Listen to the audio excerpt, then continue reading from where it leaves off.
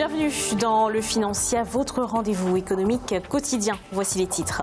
Développement du e-commerce en Afrique d'ici 5 à 10 ans. Les ventes en ligne pourraient devenir le moteur de croissance du continent. Elles devraient générer 50 à 75 milliards de dollars par an. L'heure est au bilan pour la banque marocaine Attijari Wafa Bank. En 2018, la banque a affiché de très bonnes performances avec une progression de 5,8% et un bénéfice net de 595 millions de dollars. Et en fin d'édition, nous ferons le point sur les marchés boursiers du continent.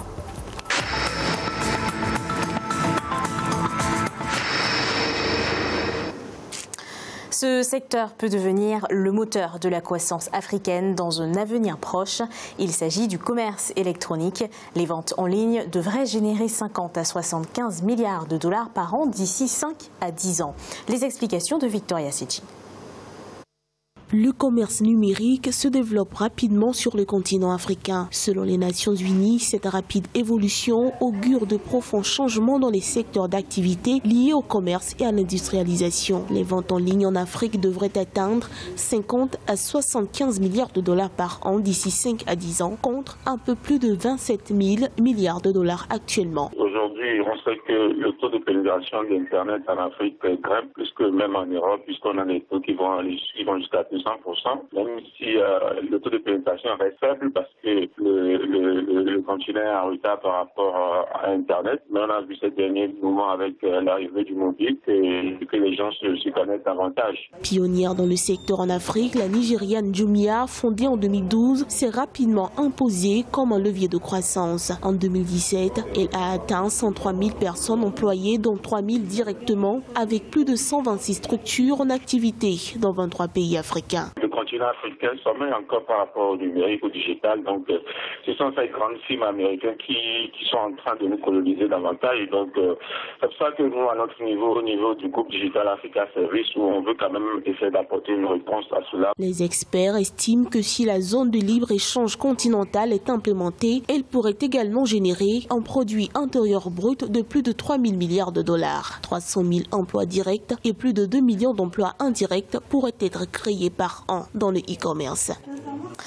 Autre vecteur de croissance pour le continent, l'amélioration des recettes fiscales. C'est ce que préconise la CEA, la Commission économique des Nations Unies pour l'Afrique.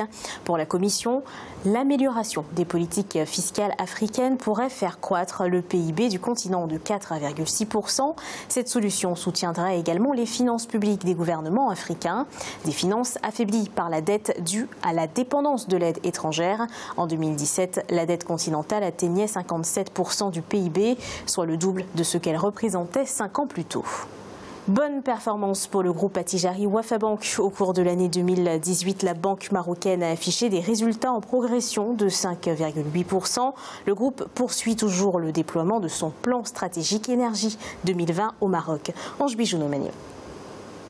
Bon résultat pour Attijari Wafa Bank au cours de l'année 2018. Dans un communiqué, la banque marocaine annonce avoir enregistré un bénéfice net de 595 millions de dollars en 2018, soit une hausse de 5,8% par rapport à 2017. Cette évolution est due notamment au comportement de l'activité bancaire, à l'amélioration des risques au Maroc et à la contribution positive des filiales au niveau international. Si c'est des résultats consolidés, c'est difficile de faire une comparaison convenable parce que il y a des endroits où la banque existe, où les résultats financiers peuvent être excellents et d'autres endroits où les résultats financiers sont moins bons, mais le résultat consolidé crée une sorte de lissage. Attijari Wafa Bank a également précisé que son produit net bancaire a enregistré une progression de 3,4% pour s'établir à 22,4 milliards de dirhams. L'évolution du bénéfice net du groupe est portée par l'ensemble des activités bancaires. À partir du moment où les résultats financiers sont très importants, ils sont meilleurs que la majeure partie des autres banques, ça va contribuer à faire rentrer de l'argent au Maroc. Et à mon avis, puisque c'est pas large, c'est comme si vous exportiez quelque chose. Si votre exportation est privée à l'étranger, ça rapporte beaucoup d'argent au niveau du pays.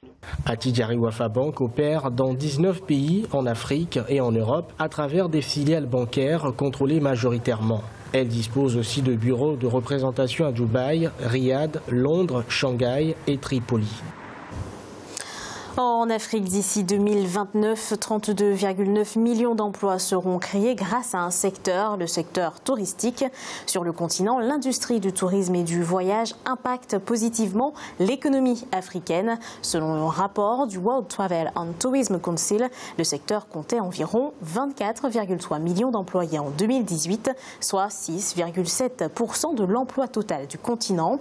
Pour l'organisation, en 2019, l'Afrique attirera 81,3 millions de touristes internationaux contre 67 millions en 2017. Il joue un rôle clé dans l'économie nationale marocaine. Il s'agit des petits commerces. Le secteur commercial représente l'un des fondements de l'économie nationale et il est le deuxième pourvoyeur d'emplois au Maroc. Mais il fait face à plusieurs défis, dont le plus important est la concurrence. Ce 23 mars, lors des assises régionales sur le commerce, le ministre marocain de l'Industrie, de l'Investissement et du Commerce et de l'économie numérique, Moulay Hafid El Alami, s'est exprimé sur l'importance des petits commerçants dans la dynamisation de l'économie nationale. Écoutons-le. Mon ministère ne ménagera aucun effort pour soutenir les chambres de commerce, d'industrie et de services. Nous comptons soutenir les petits commerçants et moderniser le secteur pour être en mesure de faire face aux défis actuels. Le secteur commercial représente l'un des principaux enjeux nationaux, notamment au niveau social, à travers la création de postes d'emploi, l'amélioration des conditions sociales des commerçants et au niveau économique, étant donné qu'il influence directement le pouvoir d'achat des citoyens. Nous avons mis en place une stratégie pour le secteur, vu que le commerce représente l'un des fondements de l'économie nationale et le deuxième pourvoyeur d'emplois au Maroc. Il est à présent l'heure de faire le point sur les marchés boursiers du continent. En Afrique australe et océan Indien, la bourse de Maurice était en baisse de 0,39%. L'indice All-Share de Johannesburg baissait de 0,07%. L'indice de Nairobi enregistrait une baisse de 0,60% et l'indice du Botswana gagnait 0,02%. En Afrique de l'Ouest et centrale, la BRVM d'Abidjan était en hausse de 0,30%.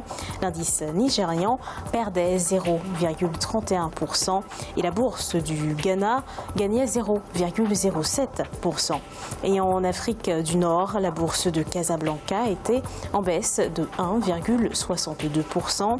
L'indice égyptien était en augmentation de 0,39% et l'indice tunisien était en hausse de 0,75%.